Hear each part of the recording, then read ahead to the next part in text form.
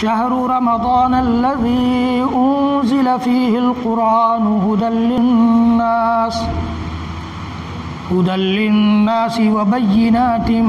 من الهدى والفرقان فمن شهد منكم الشهر فليصمه۔ بزرگوں، دوستوں، ملت اسلامیہ کے نوجوانوں،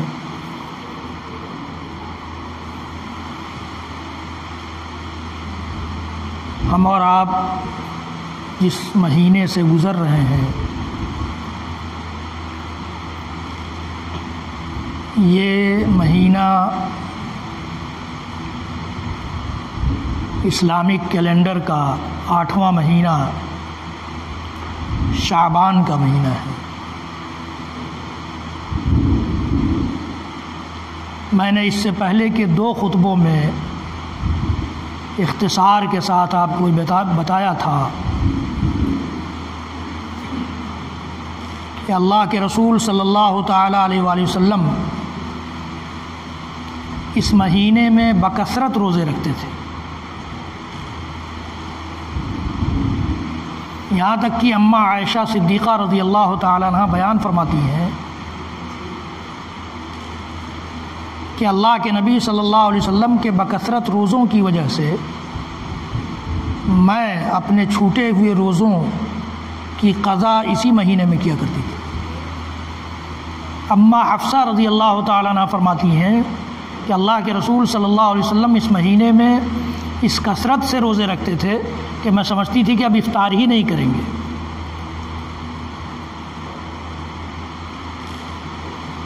حضرت اسامہ بن زید رضی اللہ تعالیٰ عنہ نے پوچھا کہ اللہ کے رسول اس مہینے میں بکثرت روزے کی وجہ کیا ہے؟ تو اللہ کے نبی صلی اللہ علیہ وسلم نے فرمایا کہ فی ھذا الشہر ترفع الاعمال الی رب العالمین، اس مہینے میں اعمال رب العالمین کے جناب میں پیش کیے جاتے ہیں، اور میں چاہتا ہوں کہ میرے اعمال جب پیش کیے جائیں تو میں اللہ کے لیے روزے کی حالت میں ہوں۔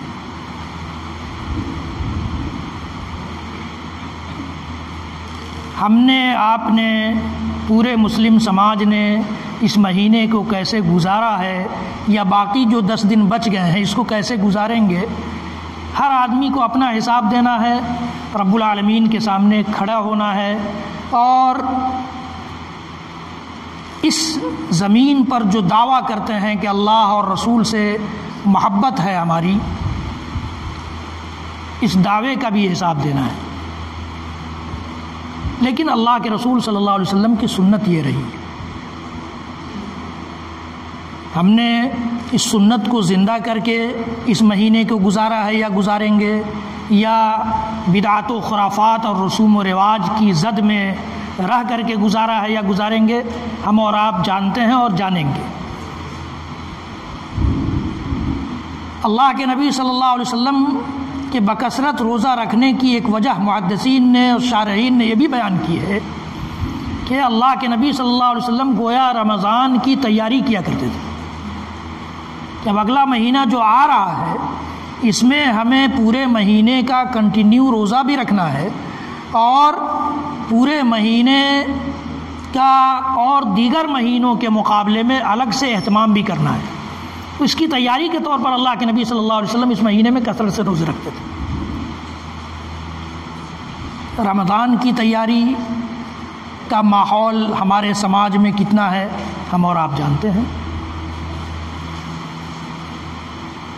کیسے تیاری کی جائے، رمضان کا استقبال کیسے کیا جائے، بازار سے افطار اور سحری کے سامان کی خریداری کے ذریعے، یا پھر ہفتہ 10 دن 15 دن رمضان کے گزر جانے کے بعد عید کی تیاری کے سامان خرید کر کے، یہی عید صحابہ کے درمیان بھی آتی تھی، تابعین کے درمیان بھی آتی تھی، تابعین کے درمیان بھی آتی تھی، لیکن پتہ نہیں ان کے پاس کہاں سے اتنا وقت آ جاتا تھا کہ وہ غیر معمولی عبادتوں کے ساتھ ان دنوں کو گزارتے تھے۔ رمضان کے ایک ایک پل کی قیمت و قدر کرنا وہ کیسے جانتے تھے؟ وہ بھی انسان ہی تھے یا کچھ اور تھے؟ اس کے لیے نہ تو ہمارے پاس فرصت ہے اس کو سمجھنے کے لیے، اس لیے کہ اگر ہم سمجھ لیں گے تو ہو سکتا ہے کہ عمل کرنا پڑے، اور عمل کرنے کی تو عادت ہماری ہے نہیں۔ ہم تو شارٹ کٹ راستہ دیکھتے ہیں کہ کیسے کوئی ایسا طریقہ ایجاد کر لیا جائے جس کے ذریعے ہماری بھی بخشش ہو جائے، ہمارے پرکھوں کی بھی بخشش ہو جائے اور ہمارا کام چل جائے، جبکہ شریعت اسلامیہ نے اس طرح کا کوئی شارٹ کٹ نہیں نکالا ہے۔ اسلام پوری طرح سے نام ہے اس بات کا کہ انسان اپنے آپ کو اللہ اور اس کے رسول کے احکام کے حوالے کر دے، اس کے سپرد کر دے۔ کوئی گنجائش اس بات کی باقی نہیں رہ جاتی اسلام کے ماننے والوں کے لیے کہ وہ اپنی منمانی کر کے اپنی زندگی گزاریں، کسی بھی میٹر میں، زندگی کے کسی بھی موڑ پر، ہم ہوں، آپ ہوں، کوئی بھی ہو۔ اس لیے کہ اللہ تعالیٰ نے اس دین کے جو دو سورسز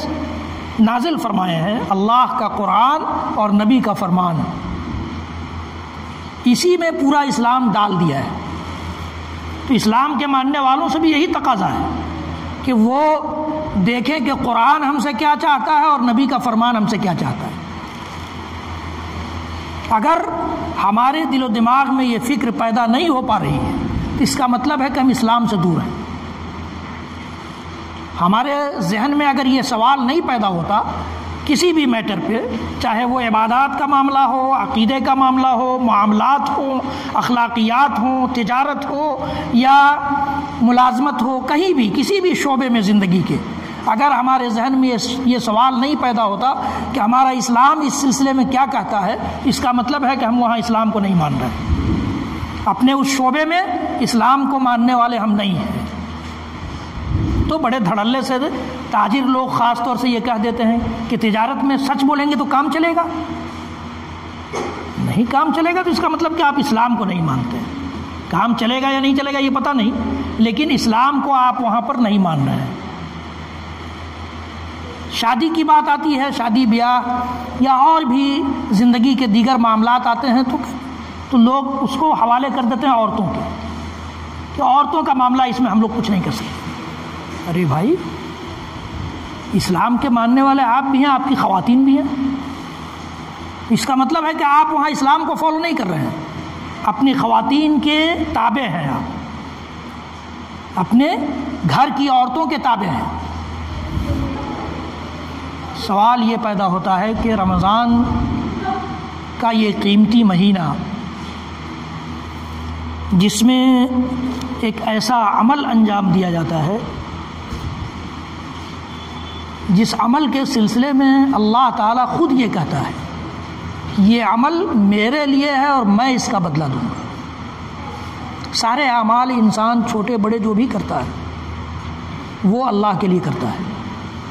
لیکن اس کے باوجود اس عمل کے سلسلے میں اللہ تعالیٰ کا یہ کہنا کہ یہ عمل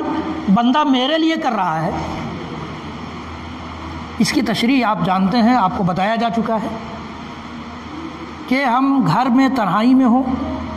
اپنے آفس میں تنہائی میں ہوں، ہوٹل میں پردہ پڑا ہوا ہو، کہیں بھی ہم اگر کھانے پینے سے رک جاتے ہیں یا اور دیگر وہ چیزیں جو روزے کو خراب کر دیتی ہیں، برباد کر دیتی ہیں، توڑ دیتی ہیں، ان چیزوں سے رک جاتے ہیں، اس کا مطلب یہ ہے کہ وہاں ہم اس وجہ سے رکتے ہیں کہ ہمارا رب دیکھ رہا ہے، ہمارا رب دیکھ رہا ہے۔ اسی لیے رب العالمین یہ کہتا ہے کہ یہ عمل میرے لیے بندہ انجام دیتا ہے، اس لیے اس کا بدلہ میں دوں گا۔ الصوم لی وانا اجزی بھی، یہ مہینہ ایسا مہینہ ہے کہ اس میں جو عمل انجام دیتے ہیں ہم،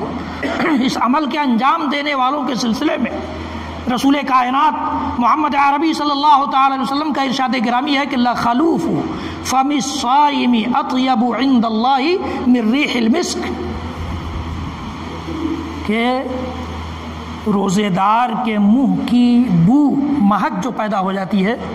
پورے دن انسان خالی پیٹ رہتا ہے اور کچھ کھاتا پیتا نہیں ہے، اس کی وجہ سے جو بو منہ میں پیدا ہو جاتی ہے، وہ چاہے بدبو کی شکل میں ہو، چاہے جیسی بھی مہک ہو، اللہ تعالیٰ کے نزدیک وہ مشک کی خوشبو سے زیادہ خوشبودار۔ اللہ اکبر! اتنا بڑا عمل ہم انجام دیں اور اسی منہ سے جس کی خوشبو، جس کی بو اور مہک اللہ رب العالمین کو مشک سے زیادہ خوشبودار ہو، اسی سے جھوٹ بھی بولیں، اسی سے گالی گلوچ بھی کریں، اسی سے لغو اور لہو کام بھی بولی بھی بولے۔ سوچئے کہ انسان کیا کرتا ہے، رمضان کا روزہ رکھے ہوئے ہیں اور اس زبان کا استعمال، اس منہ کا استعمال ہم کرتے ہیں ایسی چیزوں کے لیے جو اللہ رب العالمین ایسی حالت میں نہیں چاہتا ہے۔ کیوں نہیں چاہتا؟ اس لیے کہ آپ کے ہمارے منہ کی خوشبو اللہ رب العالمین کو مشک سے زیادہ اچھی لگتی ہے۔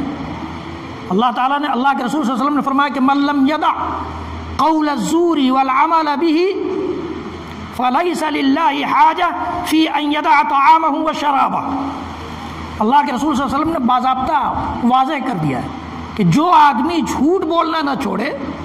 جو آدمی جھوٹی بات پر عمل کرنا نہ چھوڑے، تو اس کے کھانا پینا چھوڑ دینے کا اللہ تعالیٰ محتاج نہیں ہے۔ تو وہ کھانا پینا چھوڑ کر کے اپنے آپ کو روزے دار کہلوائے اور اللہ تعالیٰ کو اس کے روزے کی ضرورت ہو نہیں۔ اللہ کے رسول صلی اللہ علیہ وسلم نے فرمایا اس کے کھانا پینا چھوڑنے کی ضرورت اللہ تعالیٰ کو نہیں، وہ نہ چھوڑے کھانا پینا۔ کیا محتاجی ہے، کیا ضرورت ہے، کیا مجبوری ہے؟ یہی تو دنیا کہے گی کہ روزہ نہیں رکھتا، کہے دنیا۔ جب ہم جھوٹ بولتے ہیں تو دنیا ہمیں نہیں کہتی کہ جھوٹا ہے۔ کوئی غلط کام کرتے ہیں، گالی گلوچ کرتے ہیں، دنیا ہمیں نہیں کہتی کہ گالی گلوچ کرتا ہے یہ۔ ہم ناجائز کام کرتے ہیں، حرام کام کرتے ہیں، روزے کی حالت میں دنیا کہتی نہیں ہے، دنیا کو کہنے دیجیے۔ ہمیں جب اللہ تعالیٰ کے لیے ہم اس عمل کو انجام دیتے ہیں، اسے جب یہ عمل پسند نہیں ہے، اسے ایسے عمل کی ضرورت نہیں، تو کیا فائدہ ہے؟ فَلَيْسَ لِلَّهِ حَاجَةٌ فِي أَن يَدَعَ طَعَامَهُ وَشَرَابَهُ۔ تو اللہ کے رسول صلی اللہ علیہ وسلم نے فرمایا کہ لَخَلُوفُ فَمِ الصَّائِمِ أَطْيَبُ عِندَ اللَّهِ مِن رِيحِ الْمِسْكِ۔ اسی طرح سے اللہ کے نبی صلی اللہ علیہ وسلم کی احادیث کی روشنی میں محدثین نے یہ بھی لکھا ہے کہ فرشتے روزے داروں کے لیے مغفرت کی دعا کرتے ہیں جب تک وہ افطار نہ کر لیں۔ ایسا عمل ہے یہ، اللہ تعالیٰ کو تو پسند ہے ہی، اللہ کے فرشتوں کو بھی پسند ہے کہ فرشتے دعا کرتے ہیں ایسا عمل انجام دینے والوں کے لیے جب تک وہ افطار نہ کر لیں، مغفرت کی دعا کرتے ہیں۔ یہ ایسا عمل ہے، اللہ تعالیٰ کو اتنا پسند ہے کہ اس عمل کی وجہ سے اللہ تعالیٰ پورے رمضان میں شیاطین کو قید کر دیتا ہے، شیطانوں کو قید کر دیتا ہے۔ اب یہ ایک سوال بار بار لوگ کرتے ہیں، حالانکہ اپنی باقی 11 مہینوں کی زندگی پر وہ انسان جو سوال کرتا ہے غور کر لے تو اس کو سمجھ میں آ جائے کہ جب شیاطین قید ہو جاتے ہیں تو پھر اس مہینے میں غلط کام کیوں کرتے ہیں؟ 11 مہینے میں شیطان نے اپنا کام اتنا کیا ہے ہمارے اوپر، ہم نے شیطان کو اتنا موقع دے دیا ہے کہ 1 مہینہ کچھ نہیں ہوتا، وہ 1 مہینہ قید بھی رہے تو ہم اپنا وہی شیطانوں والا کام جیسے 11 مہینوں میں ہم نے کیا ہے، تھوڑا دھیرے ہی صحیح، کچھ کم ہی صحیح، لیکن کرتے رہتے ہیں۔ کیوں؟ اس لیے کہ 11 مہینوں تک ہم نے شیطان کو یہ موقع دیا ہے۔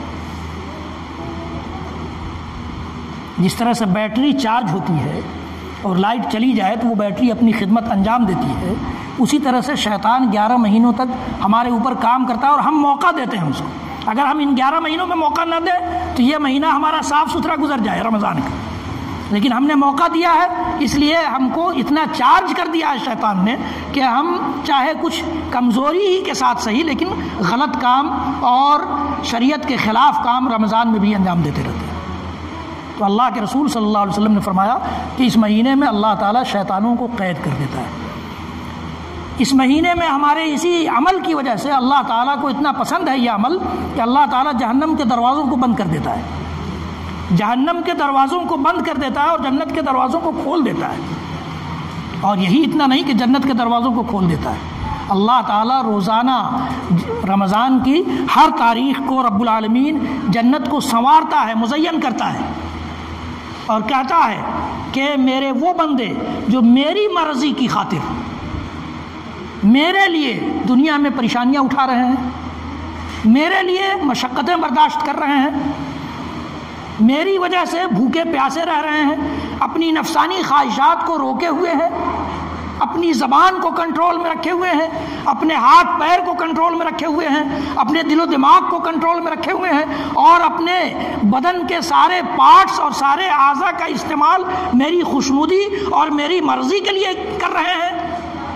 اس لیے میں تم کو مزین کر رہا ہوں تاکہ وہ بندے جب آئیں تو تم ان کا استقبال کرو۔ اللہ تعالیٰ کو یہ مہینہ اور اس مہینے میں انجام دیے جانے والا یہ عمل اتنا پسند ہے کہ اس مہینے میں اللہ تعالیٰ نے ایک رات رکھی ہے، ایک رات رکھی ہے جس رات کے سلسلے میں امام کائنات امام الانبیاء والرسول محمد الرسول اللہ صلی اللہ تعالی وسلم نے ارشاد فرمایا ہے کہ من حرمہا فقد حرم الخیر کلہ، اس رات سے جو آدمی محروم رہ گیا تو وہ خیر اور بھلائی کے سارے کاموں سے محروم رہ گیا، ہر قسم کے خیر سے، ہر قسم کی بھلائی سے محروم رہ گیا۔ اللہ تعالیٰ نے اس مہینے کو ایسی رات سے بھی مزین کیا ہے، اتنی قیمتی رات بھی اسی مہینے کو اللہ تعالیٰ نے بخشی ہے۔ اللہ تعالیٰ اس مہینے کی آخری رات کو اپنے بندوں کو بخشتا ہے، تو ظاہر ہے انہی بندوں کو بخشے گا جو ہوٹل میں پردے کے پیچھے کھاتے نہ ہوں، انہی بندوں کو بخشے گا جو اپنے گھر میں اکیلے کا فائدہ اٹھا کر کے وہ روزے کو توڑ دینے والی چیزوں کا استعمال نہ کرتے ہوں،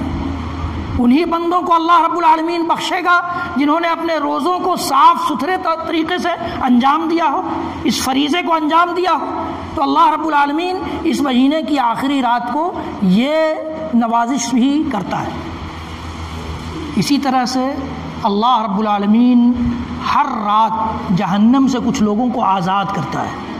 کچھ بندوں کے لیے آزادی کا سرٹیفکیٹ بناتا ہے۔ اتنی ساری خوبیاں جس مہینے میں ہوں، اس مہینے کا استقبال کیسے کیا جائے ہمیں اور آپ کو سوچنا چاہیے۔ اگلا جمعہ بھی تھا جس میں میں آپ کو یہ باتیں کہہ سکتا تھا،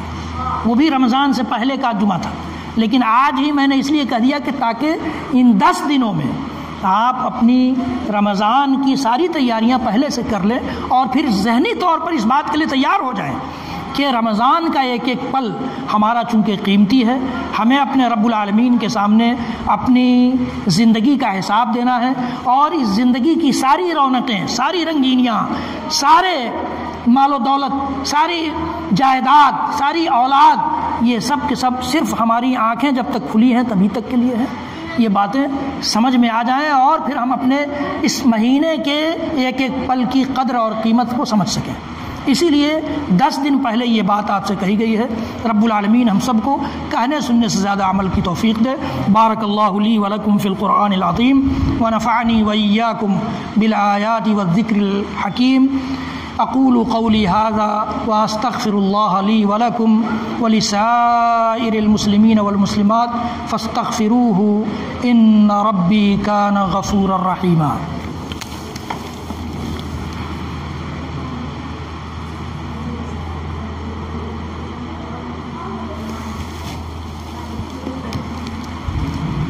الحمد للہ والصلاة والسلام علی رسول اللہ ومن تبعہ ووالاہ وبعد۔ خطبہ مسنونہ کے بعد پہلے خطبے میں جو آیت پڑھی گئی تھی سورہ بقرہ کی، اس میں اللہ رب العالمین نے فرمایا ہے کہ شہر رمضان الذی انزل فیہ القرآن، رمضان کا مہینہ وہ مہینہ ہے جس میں قرآن نازل کیا گیا ہے۔ یہ قرآن کیوں نازل کیا گیا یہ بھی اللہ تعالیٰ نے بتایا۔ ہدی للناس، ہدی للناس انسانیت کی رہنمائی کے لیے، انسانیت کی رہنمائی کے لیے، ساری انسانیت کی رہنمائی کے لیے، صرف مسلمانوں کی رہنمائی کے لیے نہیں۔ وبینات من الہدی والفرقان، ہدایت کی بھی دلیلیں ہیں اس میں، اور دنیا کے سارے ادیان، مذاہب اور سارے طور طریقوں اور راستوں میں امتیاز پیدا کرنے کی بھی دلیلیں ہیں اس میں۔ اللہ تعالیٰ کہتا ہے بینات من الہدی والفرقان، ہدا ہدایت کی بھی دلیلیں ہیں اور فرق پیدا کرنے والی دلیلیں بھی ہیں، جو آپ کو پوری طرح سے یہ واضح کر دیں آپ کے سامنے کہ ہمارا یہ مذہب، قرآن کا یہ مذہب، قرآن کا یہ دین، قرآن کا یہ راستہ، قرآن کا یہ طور طریقہ، قرآن کا یہ عقیدہ، قرآن کا یہ عمل، قرآن کی یہ عبادت، قرآن کا یہ اخلاق، قرآن کے یہ معاملات، قرآن کی زندگی، یہ دنیا کی ساری زندگیوں سے، سارے طور طریقوں سے، ساری عبادتوں سے اور سارے معاملات سے، سارے عقیدوں سے صاف ستھرا اور نکھرا ہوا ہے۔ یہ قرآن ہمیں اس لیے دیا گیا ہے۔ قرآن پر انشاءاللہ کوئی ایک خطبہ ہوگا رمضان میں، لیکن قرآن کے لیے بھی ہم اپنے آپ کو تیار کریں، اسی رمضان کی مناسبت سے قرآن کے لیے بھی اپنے آپ کو تیار کریں، اور قرآن پڑھنے، پڑھانے، سمجھنے، سمجھانے اور قرآنی زندگی گزارنے اور دوسروں کو قرآنی زندگی تک پہنچانے کا ماحول بنانے والے بنے۔ رب العالمین ہم سب کو کہنے سننے سے زیادہ عمل کی توفیق بخشے۔